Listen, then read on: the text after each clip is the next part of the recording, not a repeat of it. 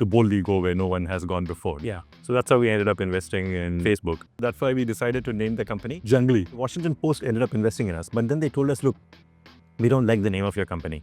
It doesn't sound corporate enough. So Yahoo was the one company that was ahead of us.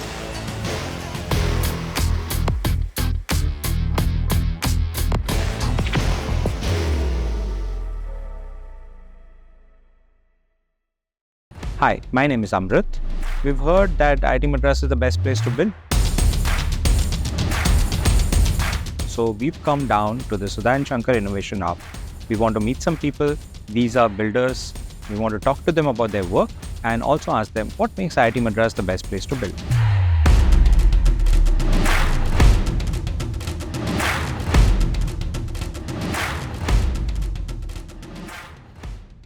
Hi, welcome to the Best Place to Build podcast. Today we are sitting with Anand Rajaraman, alumnus of IIT Madras from 93 batch. He's a deep tech investor, an entrepreneur, a tech entrepreneur, and recently a a sports entrepreneur. Would that be a right? Yeah, I think that's a fair way of describing it. Actually, the traditional way is maybe a sports team owner. Sports team owner. So welcome to the podcast, Anand, and we would love for you to just introduce yourself a little bit and then we'll get started. I'm an alumnus of IIT Madras, class of 93. It's amazing to be back on campus today, by the way. I came in early and I just realized that today there's Sarang going on. It's the last day. It used to be called Mardi Gras when I was on campus. And I still haven't gotten used to this new name, by the way, Sarang. But it was just, so nice to just wander around the campus and see the energy and all the stalls and all those. It's the most colorful day on campus. The most colorful day for sure. And also with great weather for, frankly, because I think it rained yesterday. So the weather's nice. It's sort of very magical to be on campus today. So that's kind of a detour. But so class of 93, IITM. And then and after that, I went to the US to Stanford to do my grad school. But then I got sidetracked along the way and started a company. And then got into investing in startups. Can I stop you there? Right. When I joined Insti in 2008, I started from 2003 to 8. Your first startup journey was like a big success story for us, and we used to hear about it a lot. Right. And this is, of course, the story of Junglee, which you sold to Amazon, and then you were with Amazon for a while. Mm-hmm. Can you lead us through how that came about and a little bit about that story? I want to just say that at that time, we would really look up to the story. We would listen to the story, like, wow. Our alumnus did this. Right. But now maybe some distance has passed, so people would have forgotten. Sure, fair enough. So as I said, I was graduated in 93. I went to Stanford University. So I was in the PhD program doing, computer science. And I was with a group of people, including fellow IIT Madras alumnus, Venky Harinarayan, who's 5 years my senior from IIT Madras.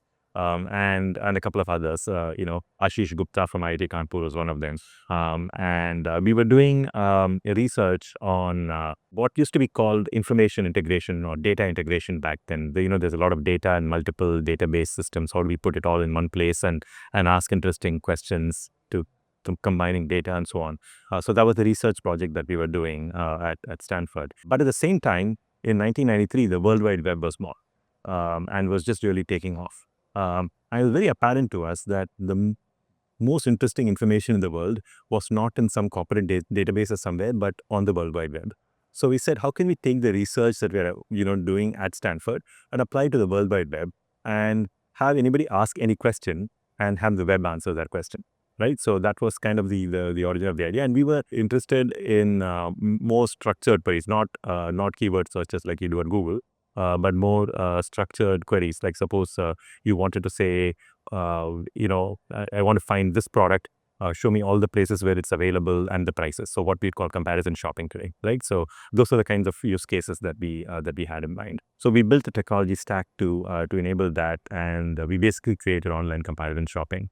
And our company, the four of us founders, as I mentioned, there was Venky, who's also from IIT Madras, Ashish, who's from IIT Kanpur, and then Rakesh Mathur, who's from IIT Bombay, who was kind of the person who had been around the block once, and so he was the CEO, and we were all kind of straight out of college. I actually dropped out of my PhD to start this company. Technically, I took a leave of absence But never went back. No, but I did go back. We'll come back to that, right? So yeah, so we started the company, and one of the and then so we did comparison shopping and so on, and then we were approached by Amazon in 1998. We started the company in 96.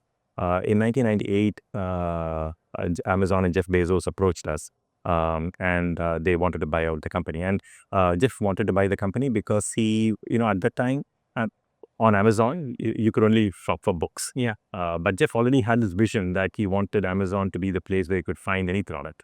And so he saw what we were doing by combining information from the web as a way to make that happen. Yeah, fair enough. So in Amazon started in 94. You're talking about 98. So it's a 4-year-old company now. Amazon had just gone public. Okay. I think this might have been one of, or maybe Amazon's first acquisition as a public company, right? So when they bought Junglee, so they had just gone IPO and they were just selling books at the time. The whole of Amazon was a small company that fit in one building, right? Or actually in 2 floors of one building over an Indian restaurant. So in Seattle, so that was the company back then, right? So that was the entrepreneurial journey. And then I worked at Amazon for a couple of years, and our team helped build the idea of third-party retail merchants on Amazon. The idea Right, because Amazon in the beginning was a seller and then it moved to a marketplace. Yeah, so the whole Amazon marketplace, that was what the Junglee team ended up building for Amazon, right? And now that accounts for, I think, the bulk of Amazon's transactions. In India, it's all of it because Amazon can't be a seller. That's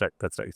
So that was the entrepreneurial story of Junglee. But one of the things that always tickles me about it and is that we decided to call the company Junglee. Yeah. Right. So yeah. So and that's an interesting and bought by Amazon. Junglee was bought by Amazon. This is a forest, which is also, well, I guess so. It's technically a river, but yeah, So but it is a rainforest as well. Yeah. Yeah. So here's what happened, right?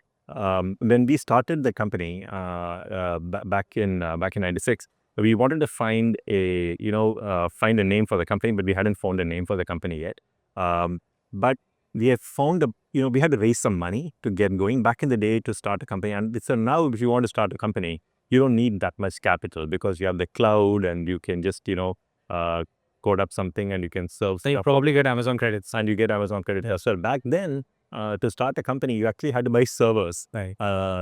And you had to host the servers at a data center, and you had to say at a garage. Yeah, there was But initially we were hosting in our own office, but eventually we moved to a data. Actually, we were hosting in our office until we realized the servers were getting too hot.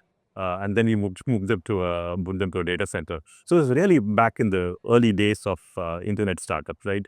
So all these things were not institutionalized back then. So you actually needed capital to buy servers and do all these things. So we needed to raise money. So there were some potential investors that we had to pitch the next day.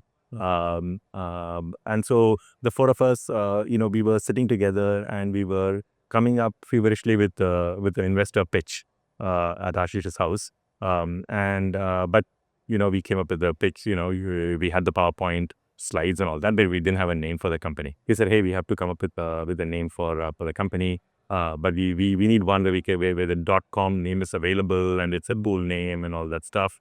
And we were thinking, what do we, one of the interesting things that we tried many names, but the .com was kind of taken, and it was just even back then a lot of .com names were taken, right? So there was only one company that had been started before us by students. So remember, Google has not been started yet. Google started in 1998, right, after we were acquired. So there was only one. And you're mentioning them because Google were PhD students who. Yeah, so we were in the same cohort in the computer science program with Sergey and Larry and all that. But they ended up starting in 98. We had started in 96. But at that point, no other students had started companies except for one pair of students who started Yahoo. Okay, so Yahoo was the one company that was ahead of us, right? And then was somebody remembered this song that goes, Yahoo chahe koi mujhe Junglee kahe. Nice. So what comes after Yahoo? Junglee. Nice, right? So that is a great story. Yeah. So that's why we decided to name the company Junglee. But then once we named it, we came up with a story. The internet is a jungle, and you need a creature of the jungle to help you navigate the jungle and all that. So that's why it's Junglee and so on. But that's the real origin of the story. But I'll tell you one more thing that happened. When we were trying to raise funding, we initially raised our seed funding, $500,000, and we got the company going and all that stuff. But then we wanted to raise our next round of funding. We had some usage, some customers and all that. So we went to all the VCs back then, the venture capital firms, and pitched them, right? But back then, the venture capital firms had no clue because they had never seen a company started by students other than Yahoo. Right? They were used to companies being started by seasoned entrepreneurs and professors and stuff like this. So they were like, they didn't want to take a chance on us. So we got mostly rejected by most of the VCs that we spoke to. So eventually, what ended up happening, it was that we ended up raising funding from the Washington Post company. Oh, is it? Yeah, the Washington Post company was one of our bigger customers. And they were far-sighted enough to see that the internet was going to be hugely disruptive to online classified, which was the main revenue source for all the newspaper companies back then. And they said, look, this company, Junglee, is going to be one of the key players in that space. And so they ended up investing in the companies and being the lead investor. So yeah, so we're talking like what, 95, 97? No, we are talking about 1996, 97. Yeah. Right. So none of the big internet companies have gone public yet. No, nothing. Yeah, right. Yeah. So maybe Yahoo went public a little bit, maybe 97, but eBay was just getting rolling, right? So it was all very early days. So the Washington Post ended up investing in us, but then they told us, look, we don't like the name of your company. It doesn't sound corporate enough, right? Junglee, it's like it's not a corporate name. How will you sell to companies and so on? It's also probably it's not Greek Latin. Yeah, probably not Greek Latin, not a very. They said dog corporate, which is probably code name for all the fix, right? So, but then, so we told them, take care, so, we understand it's, but here's what we'll do. You come up with a better name for us. You do like some marketing study or something. You come up with a better name and you propose it to us. And then if you like it, we'll adopt that name. Till then, we'll keep this name. And they ended up making the investment. That was a condition of the investment. But then they completely forgot about it and never did anything. So we ended up keeping the name. Nice. I want to just reflect on this idea that, of course, I mean, you have started up more companies after that. And as an investor, you've invested in a lot of companies. It seems like you've always loved this like 0 to 1 kind of journey, right? And what is so special about it that you have loved and that maybe you'll feel that others will also love? So I think ultimately, right, it's fun to do new things, right? If you've to boldly go where no one has gone before. Yeah. Right. So that's kind of always been a thing. And that's kind of where I feel the opportunity is as well, right? To be the first person or group of people to do something, that's when you get the low-hanging fruit, right? It's also difficult and painful and risky and all of that. And all of the above. But also, probably also the most rewarding if it works out. It's high risk, high reward. And probably that's what appeals to me and to the people who like doing that. And it also sort of appeals to me in a different way because I've always believed in kind of first principles thinking, right? Looking at every problem from first principles, ignore what people have done till now, all the conventional approaches people have done. Assume, suppose you were looking at this problem today, knowing all the information that you know and having all the resources that you have, how will you tackle this problem? What's the right approach to solve it? So I've always been a first principles kind of guy, and that leads to sometimes different solutions from the conventional wisdom, and that sort of aligns with this whole 0 to 1, right? Sometimes no solution. I feel like people who understand, who are good at first principle thinking, they get it immediately. But sometimes people ask me, what does that even mean? Like, what does first principle thinking mean? The way I see it is, first principle thinking means, so if you take a problem, people there's probably a way people are approaching it right now, people are solving it. And there's probably a whole community, there is an ecosystem that's built up around it and so on. And so it's sort of locked in place. And there are certain axioms behind it that people have not even stated clearly. Why should that be the way of solving the problem? There may be some assumptions that are baked in on that. If you question those assumptions, then maybe you get different ways of solving the problem. Okay, right? on that note, now you're a sports team owner. Yeah. And you're you're taking cricket to America, which is obviously like challenging a lot of assumptions, like, because cricket is not an American game and so on. Well, how did you come to this, and what are you trying to do with bringing cricket to America? Sure. Look, I grew up in India and grew up in Chennai, right? I'm a huge cricket fan, and I'm from the generation that got inspired by Kapil Dev's 175 not out, right? In the World Cup, Which we never saw. which we never saw because the BBC was on strike that day, right? So, but I actually remember what I was doing that day. I was with a bunch of my friends playing cricket on the terrace of the house that we were living in back then, and we had the transistor radio on, and we were listening to the commentary of that game, right? So I still remember that. And I remember India winning the World Cup, right? And so that inspired a whole generation of, people to become cricket fans, including myself. And then we've been all passionate fans. And then when I moved to the US, I still kept in touch because fortunately, because of the web, I was able to keep in touch with all the games and what was going on and so on, right? And then streaming came around and so on. But having been in the US now for so long, it felt like the right moment to bring the kind of game that I love to the place that I call home now, right? So it's kind of the way I see it, right? So I think there's a critical mass of cricket loving people in the US now. If we just start with the South Asian community and even just the Indian American community, there's a critical mass of people, maybe 6 million, who are aware of cricket, who love cricket, and so on. And so the market is, I think, it's large enough to be an initial market to bring cricket into. At the same time, we've also had T20 as a format taking off and becoming pretty much the standard format for cricket across the world, right? So we grew up in the era of Test cricket and ODIs, neither of which would fit in a US model where you want games that are 3 hours long, but T20s fit that exactly. So you have the right format, we have the critical mass, so it felt like the right moment. For our audience in India, because we don't know, there's this thing called a Major League Cricket, right? And there are 5 teams, 6 teams, Yeah. and it's like the IPL. It's very similar to the IPL. Of course, nowhere as big as the IPL, but you have 16 because 6 teams are based in 6 US cities, which are Seattle, San Francisco, LA, New York, Washington, DC, and Dallas, Texas. So these are the 6 metros. And some of these teams are affiliated with IPL teams and some are not. For example, the Dallas team, which is called the Texas Super Kings, and they are affiliated with the Chennai Super Kings. So Chennai Super Kings own the majority of that team. The New York team is affiliated with Mumbai Indians. They're called MI New York. And the LA team is affiliated with the Kolkata Knight Riders. So they're called LA Knight Riders. We are the Seattle team called the Seattle Orcas. And they have an investor group that includes Satya Nadella, the CEO of Microsoft, Who is also a big cricket fan.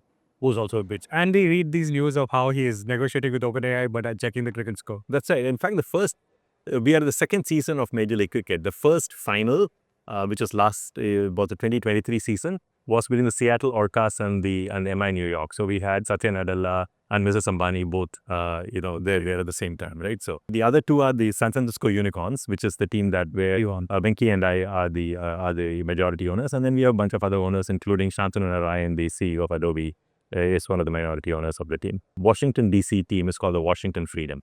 Okay, so these are the 6 teams in the league, and we played 2 seasons so far. First season was 23, and second season was in 24, and it's been interesting. And so what we realized is when we first started, we were not sure whether this would fly or not. Would be if we play the games, will we get the best players in the world? Right? We were not sure. Shane Watson is the coach for us for the Unicorns, and look, I think it's not just us. Every team has a star cast, right? So if you look at Washington Freedom, Ricky Ponting was a coach for. You remember that moment in time when Beckham went to US and joined a US team? That's right. And sort of football picked up in the US in a bit. Right. It almost feels like that, right? The equivalent for Beckham, I think, is Pat Cummins, Australia captain, who plays for the San Francisco Unicorns. Yeah. So Indian players are not allowed to play in foreign leagues. Sort of Indian players, I think he's the closest equivalent to Beckham. Yeah. And also, I feel like the Indian audience or the South Asian or the cricket audience in America would be able to watch them much closer than if they were in India or any of the venues that actually. No, absolutely. That's very true. In fact, I walk around the audience, through the stadium, chat to the audience and all that. as any good entrepreneur should do. They should talk to your customers, right? So, and find out, hey, are you having a good time and all this stuff. And what people say is, look, this is great because I'm closer to the action than if I watched a game in India, right? Or anywhere in the world, because we have small stadiums, it's kind of intimate, and you can actually feel like you're part of the action. So that journey from Junglee to now you're a sports team owner, as is a lot you've done in the middle. And one of the things that you've done a lot, twice or maybe more times, is that you've been a venture capital, a VC personally, and a VC fund owner. Yeah, I was an angel. Then I have also been a venture. I've done a venture capital firm. I've done both.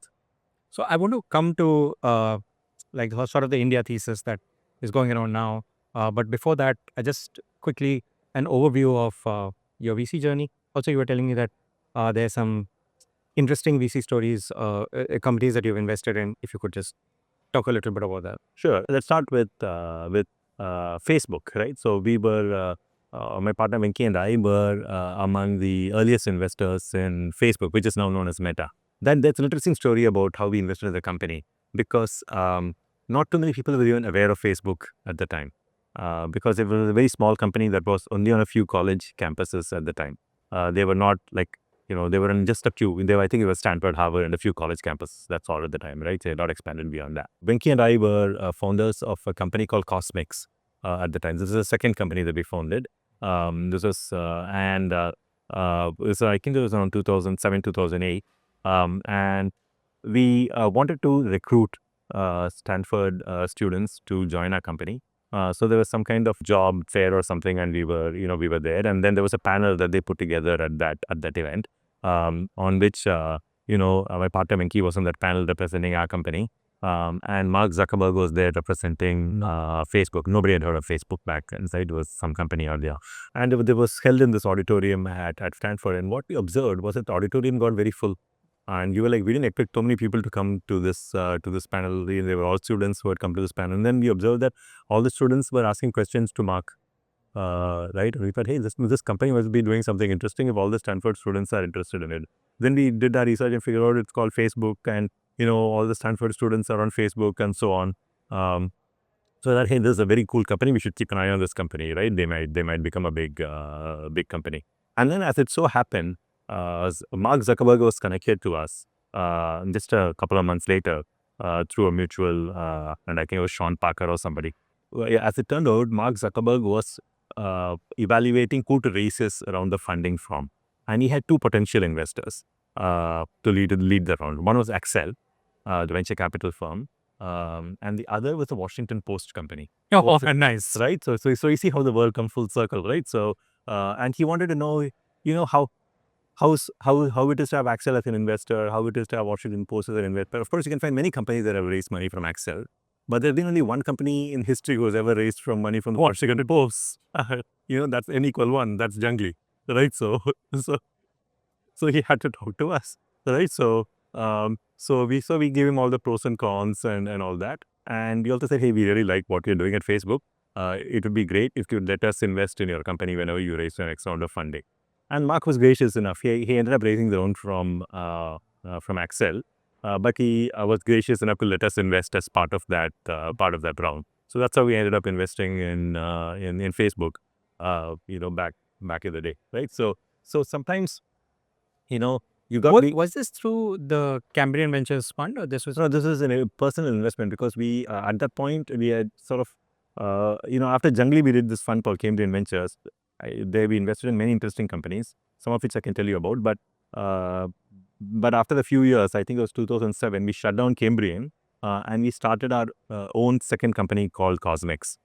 So there was no fund at the time. It was just an angel check from us into Facebook. So that was that was one of the what this teaches you, I think, is that there is a large dose of luck involved in these things. It's like T20 batting. Yeah. There is a large dose of luck involved, right?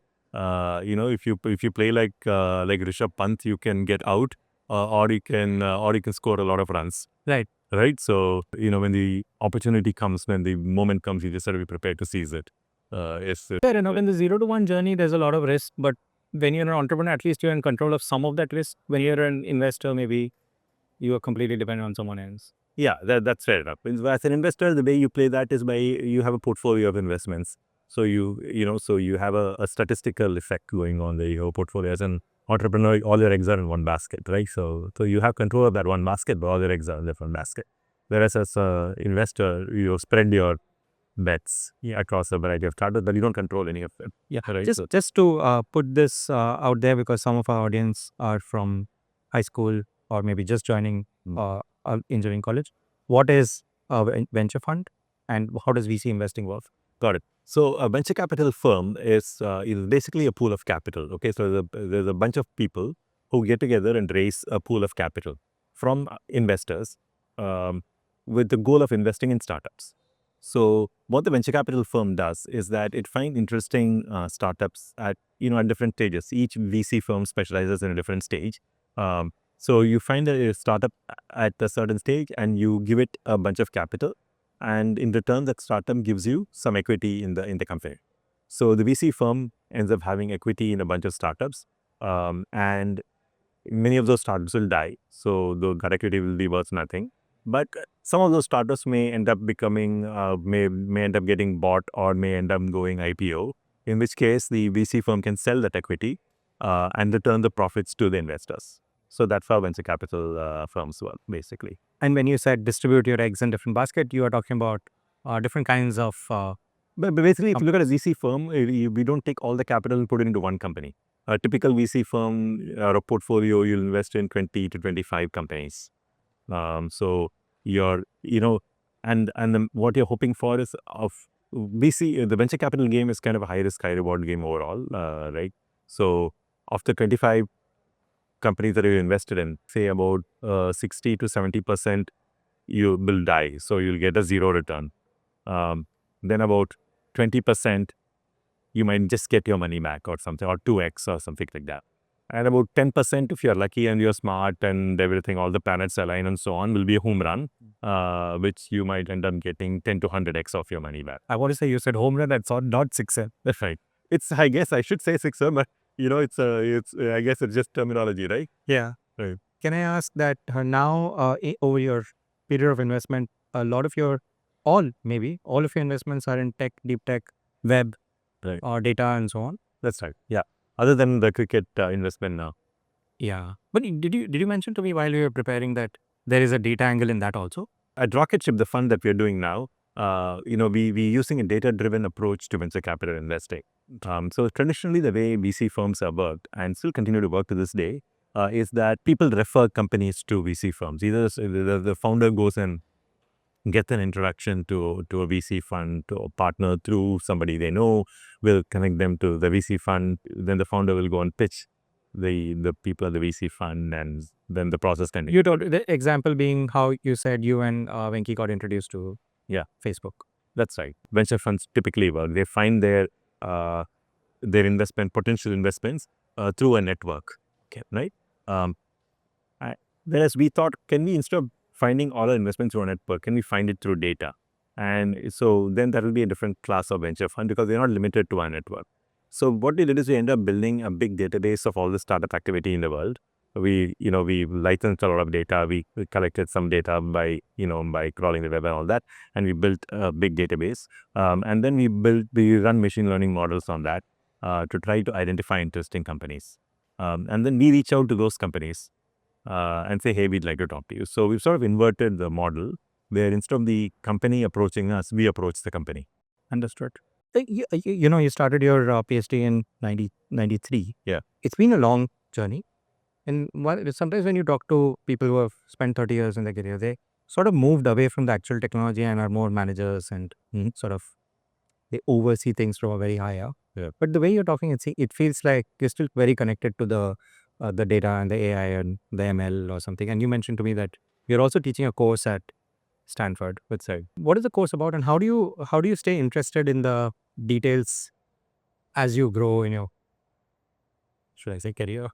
Yeah. Look, I don't know what to call it, but it is something, right? So my journey, right? So, I got into computer science because I love computer science. I love technology and so on, right? So that's how I stay. That's why I stay connected. I didn't get into it because I see it as a way of building a career or making money or something. I got into it because I enjoy doing it and I love doing it, right? And the field itself has evolved, and it's been fun to keep up with it. Was talking about my company Junglee. I mentioned that I dropped out or took a leave of absence from my PhD to start the company. So that was in 96. Then the company got acquired in 98 by Amazon. And then I was at Amazon till 2000.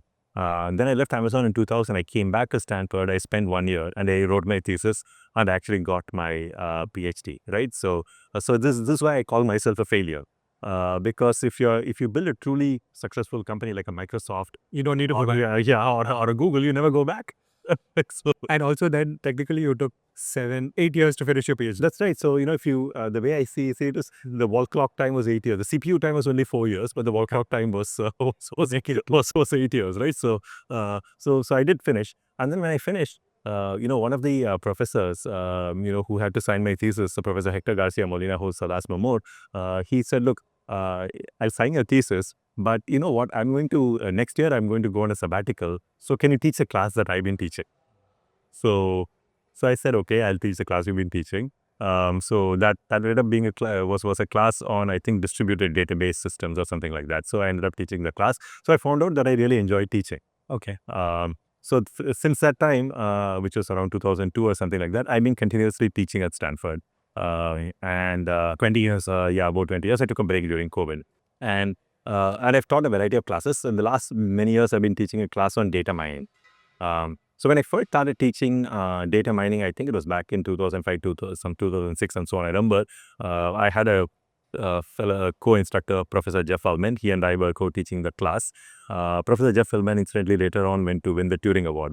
So when we started teaching the class, it was called data mining. We used to have 5 students in the class or 10 students in the class. Next year we had 20, 30 like that, right? But now then the class grew and kept growing because data became a big thing and so on. It was a small thing when we started teaching, but data became big. The data became big data, right? So we were teaching techniques of big data before there was really big data, but then when big data caught up, it became really relevant, right? And then we ended up writing a textbook, which is still the most popular textbook for data mining and so on. So the reason I like teaching is because I learn by teaching, and I also love interacting with students. And sort of seeing the fresh perspectives they bring, and they question my assumption. As I said, it's first principles thinking is always about questioning assumptions. Yeah. Right. The students who come in every year question my assumptions by sort of looking at thinking about things in new ways and asking, why are we doing things like this, right? Why should we not do it? So I love that. I love interacting with students, and so that's why I've been teaching. I'm also thinking that you mentioned luck earlier, Right. but the kind of interactions you would have Mhm. would also increase your sort of interactions with potential founders and Yeah, you're absolutely right. In fact, I can tell you a story about one of the companies that I invested in. There's a company called Aster Data. So I think this was back in 2003 or something like this. My teaching assistant in the class at Stanford was this a PhD student called Mayank Bawa. He was an undergrad from IIT Bombay, and he was doing his PhD at Stanford. We were teaching this class on distributed database systems, and towards the end of the class, he came to me and said, look, we're teaching all these techniques about distributed database systems, but they feel kind of outdated because now the underlying hardware architecture is changing. Because back then, the hardware architecture was all these kind of big computers, mainframes and mini computers and so on. But now the thing that's becoming popular is these clusters of commodity nodes, Linux nodes and so on. And that's becoming the new architecture. Shouldn't we sort of reinvent distributed databases for this new architecture? I said, yeah, that's a great idea. And I told him, look, if you want to do it, and if you do it, I'll fund your company. So he got together a couple of other students, and they built a prototype. And I ended up funding that company. It was called Aster Data. They were the first company to combine big data and the relational databases. For example, they're the first to combine the MapReduce formalism with SQL and put it into a single database system and so on. So that company ended up doing really well. They were acquired by a bigger company called Teradata, which is one of the biggest database companies in the world. and it was a huge success. But the way I found that company was through my teaching, right? So actually, a lot of the companies that I've invested in are what you would call deep tech companies. They came through university research programs through Stanford, typically, where I've been closely affiliated, or other universities as well, right? So, and my observation in sort of funding these companies goes back to what happened when we were doing Junglee, which was a company that was born out of our research, and we found it so difficult to raise funding when we went out. So my partner Venky and I, when we started our first venture capital firm, Cambrian, our goal was to fund companies like Junglee, which was started by entrepreneurs who were perhaps, from universities and who had some deep tech background, and they wanted to commercialize some deep technology. But you needed that initial round of funding and that mentorship to get to the stage where you could be interesting to a venture capital firm. So that was a lot of our investments were along those lines. Yeah. Very interesting. I have two related questions, and I'm just thinking, in IIT Madras recently, they have launched a BTech in AI, and earlier it was BTech in CS, and AI was taught as part of CS, and now it's like sort of split, and there's a BTech in CS and a BTech in AI. Uh, it's interesting. Is this happening elsewhere, or like, what do you think of this cleaving of computer science and AI?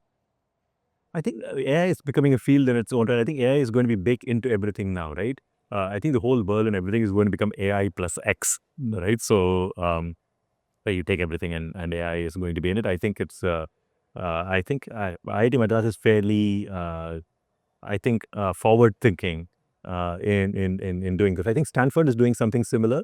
They've set up a center for AI now. They've not formally kind of separated it, although they have been talking about should we separate out AI and data from the rest of computer science and so on. This has been an internal discussion there as well, but they haven't done it. But I think It's going to happen. maybe. Yeah, I think it's just a sign of things to come, I think, right? So I think CS is just becoming a big discipline, and AI sort of has enough critical mass, I think, to stand as its own discipline at this point, right? Very interesting. Professor Ravindran was here. He's the head of department at AI here. And he was saying that AI is the new CS. Of course, he was a CS professor earlier. Right. So it's like he's continuing his work. That's right. The other thing that I noted is that many times when you talk about your work, you say Venky and I. Right. And it feels like you had this long collaboration. And honestly, you do read about these sort of two people collaborations across companies. How did this come to be, and would you like to share some stories around that? Yeah. So Venky Harinarayan and I, we are both IIT Madras alums, but we never met at IIT Madras. Okay. Why is that? Well, because we are 5 years apart. Okay, right. So we never overlapped at IIT Madras, so there was no chance for us to meet here. So he had graduated 5 years, well before I ever joined, and he went off to UCLA to do his masters, and then after he finished his masters, he worked for some time, and then he joined the Stanford PhD program. Whereas when I graduated from IITM, I went straight to the Stanford PhD program, and we ended up meeting at Stanford. And because Venky had worked for a couple of years, he made some money. He had a car, and I did not have a car.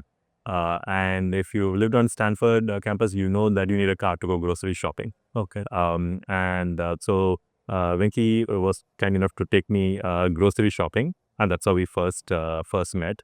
This was, I think, back in 1993 when I joined. So it's been 32 years or so, 31, 32 years or something like this. And so we ended up having the same research advisor, Professor Jeff Ullmans.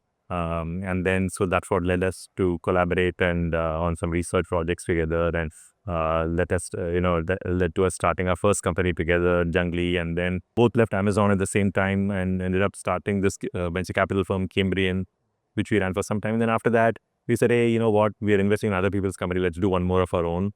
So we, mothballed Cambrian, and we started a company called Kosmix. We were an AI company before AI was kind of cool. So it was before deep learning had come, but we thought, we already could do enough tool AI with the data-driven techniques we had. Turned out to be a little bit ahead of its time, but ended up being acquired by Walmart. in 2011.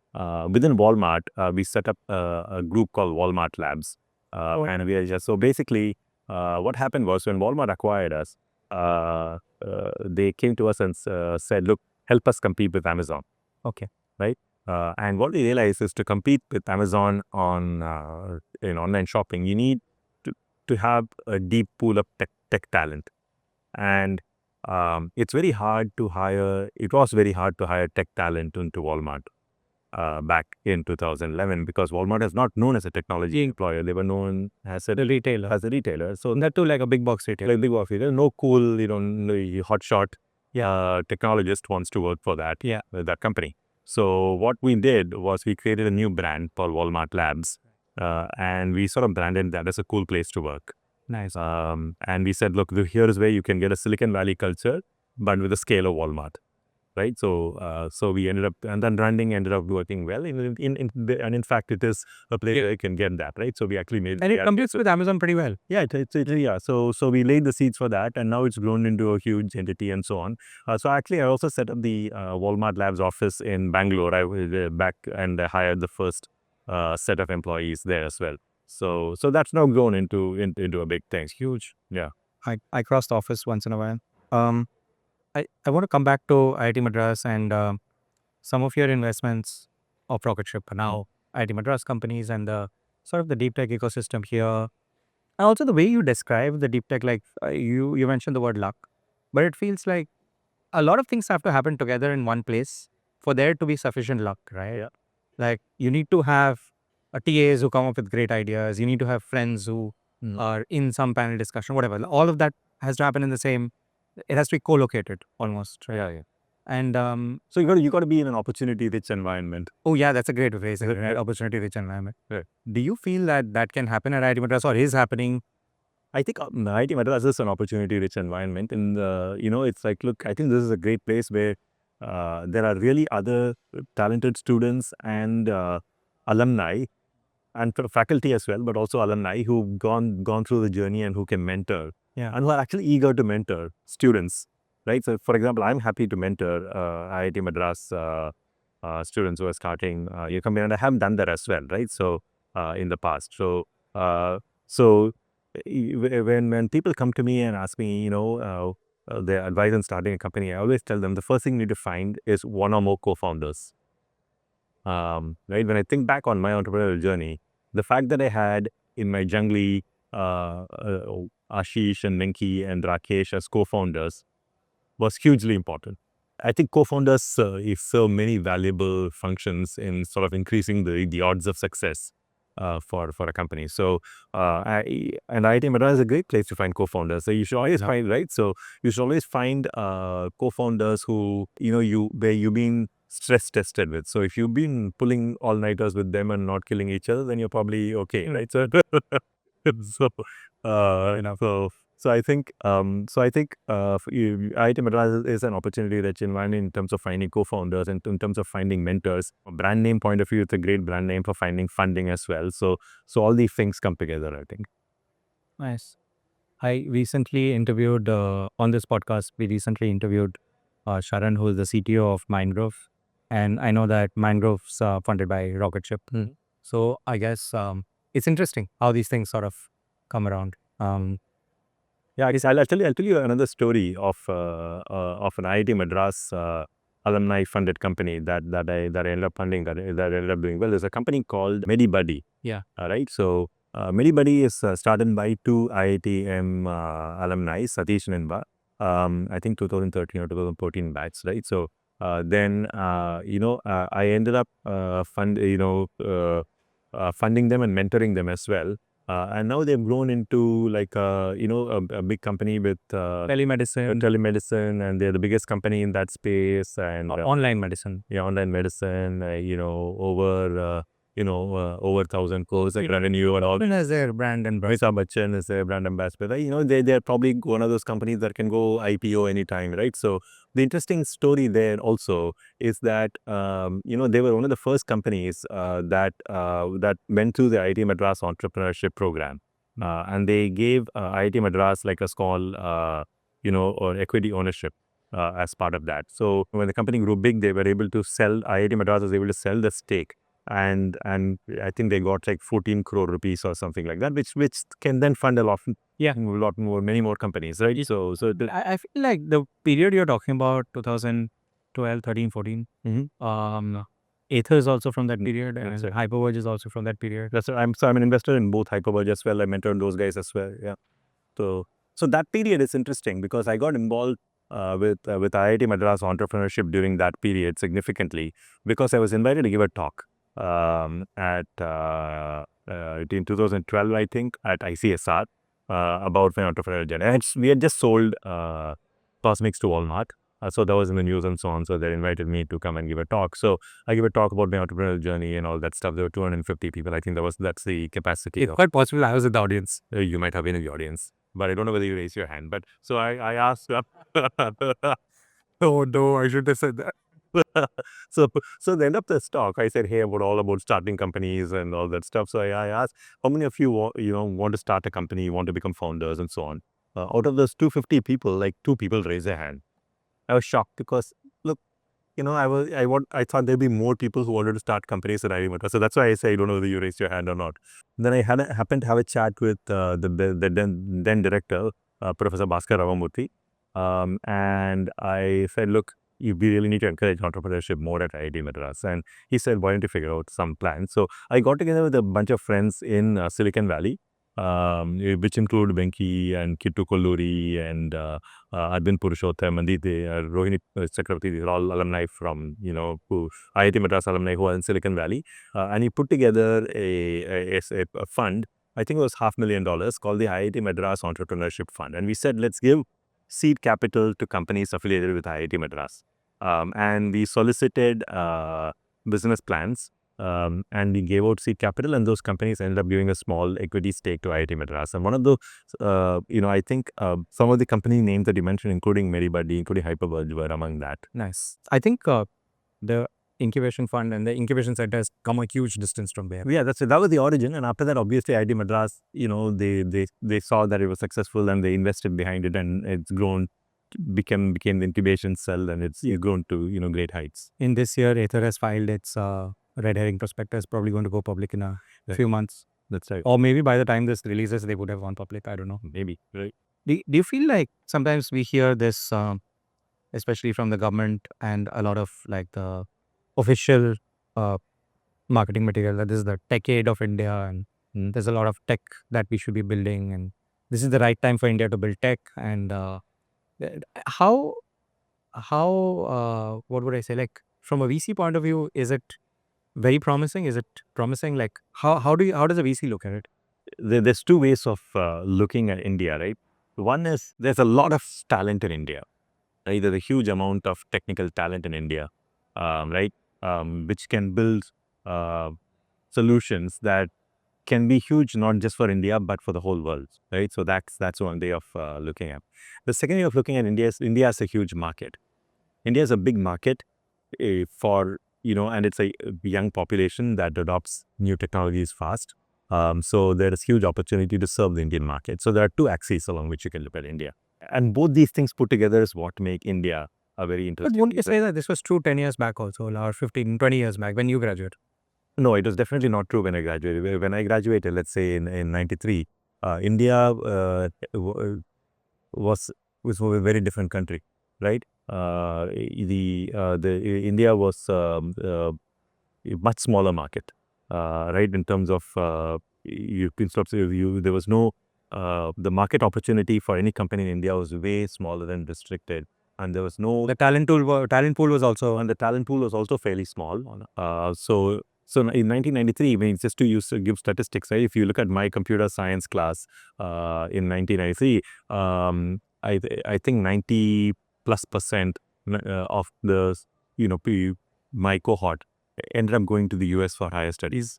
That is because that was the default path, because it was well recognized that there was no future, nothing you could do in India.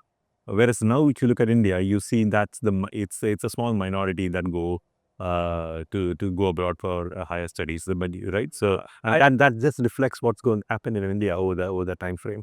fair enough. The statistic that we hear from the placement office or the IT of I don't know, the right department, Right. is that about 15 to 20% of the batch goes abroad now. Right. So it's flipped, right? It used to be 10 or 15, even less than 10% that used to stay behind in India. Now it's now 15% that goes abroad. So that tells you, how much India has, how exciting a place India has become, how much more opportunity there is in India now compared to then. So if I were graduating now, I don't think I would go to Stanford. I'd stay behind in India and start a company. Do you have any? One of the things that we do often is that we interact a lot with students in class 11 and 12 and their parents, and they're quite, I would say, nervous or confused, and they really want their children to do really well, and they think that computer science is like they should just blindly go and do computer science. But I think the world has kind of changed, and I'm interested to hear from you what you would talk when you would talk to a parent whose child is now going to come into IIT. What advice would you give them about their child's future? First, I'd congratulate them for the fact that their child is going to get into IIT, because that's a very, very small and prestigious club. It's become much harder over the years. It's become much harder over the years to get into IIT, right? So that's, I think, a huge accomplishment in itself. And the second thing I would say is that these branches at IIT, they're very artificial and they're completely meaningless. In fact, I was just having lunch with some of the faculty members, and you were chatting with them, including Professor Ravindran, who's been on your podcast. And we believe that it's an outdated system, frankly, that we have these branches like computer science and mechanical and civil and so on. And now AI. And now AI. Ultimately, what IIT prepares you for is to sort of makes you a general problem solver, right? Gives you analytical skills to go do good, interesting things in the world, right? And be one of the leaders in doing those things. And exactly what you study, whether you studied civil engineering or naval architecture or mechanical engineering or computer science, doesn't ultimately matter in the scheme of things. If you look back 10 or 20 years later, if I look at many of my friends who studied in those different branches and I look at what they're doing now, there's absolutely no correlation between what they ended up doing and what they studied, right? So, but ultimately what matters is that they went to an IIT, particularly IIT Madras, because by going to an IIT, you get a peer cohort. That's the best in the world at some level, right? You sort of get to interact with an amazing group of peers. You get an amazing group of professors. You get in touch, and you keep in touch with your cohort, and you have a great alumni network to tap into, right? So this is why, I was just somebody was saying, right, you have to choose between a low ranked branch at an IIT and computer science at some other school in India. Go for the low ranked branch at IIT in India, because what really matters is the IIT network. Yeah. Right. So, and you're increasing your surface area of luck, and you go through trial by fire together, opportunities are more, all of those things we just spoke about. Exactly. Yeah. So I think ultimately there's nothing like it. And so I think you don't even worry about the branch and all that. Ultimately, it's what you do with what you learn that matters. Yeah. Thank you so much for that. I love the work you've done. And I was quite nervous before this interview because,